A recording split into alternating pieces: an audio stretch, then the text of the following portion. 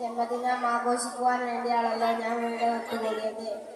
ഇത് ഇവിടെ മാത്രമല്ല, ലോകത്തിന്റെ നാനാഭാഗത്തും നടന്നുകൊണ്ടിരിക്കുകയാണ്. നബിയെ സ്നേഹിക്കുന്ന മനസ്സിലെ നബിദിനം ആഘോഷിക്കുന്നത് ചിലർക്ക് തലവേദനയാണ് സഹോദരങ്ങളെ. അവർ നിർഭാഗ്യവാന്മാർ മാത്രമാണ്.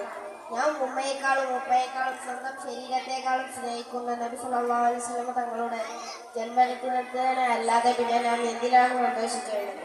ഒരു കാലത്ത് നമ്മുടെ വീടുകളിൽ, പ്രത്യേകിച്ച് റബീഉൽ അവ്വലിൽ, നബി സല്ലല്ലാഹു അലൈഹി വസല്ലം തങ്ങളെ പ്രകീർത്തിച്ച് മങ്കൂസ് മൗലിദും ബുർഖയും മറ്റുമൊക്കെ പാരായണം ചെയ്യാറുണ്ടായിരുന്നു. ഇന്നതെല്ലാം നാശമായി പോയിരിക്കുകയാണ്. അല്ലാഹു തആല വരെ നബി സല്ലല്ലാഹു അലൈഹി വസല്ലം തങ്ങളെ പുകഴ്ത്തി പറഞ്ഞിട്ടുണ്ട്. അതുകൊണ്ട് നാം എത്ര പുകഴ്ത്തിയാലും മതി വരില്ല. നബി സല്ലല്ലാഹു അലൈഹി വസല്ലം തങ്ങളുടെ സുന്നത്ത് മുറയ്ക്ക് പിടിച്ച് ജീവിക്കണം.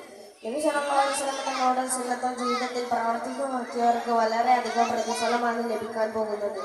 നബി സല്ലല്ലാഹു അലൈഹി വസല്ലം തങ്ങളുടെ സുന്നത്ത് ജീവിതത്തിൽ മുറുകെ പിടിച്ച് ജീവിക്കാൻ പടച്ച റബ്ബ് തൗഫീഖ് നൽകട്ടെ എന്ന പ്രാർത്ഥനയോടെ ഞാൻ നിർത്തുന്നു. അസ്സലാമു അലൈക്കും.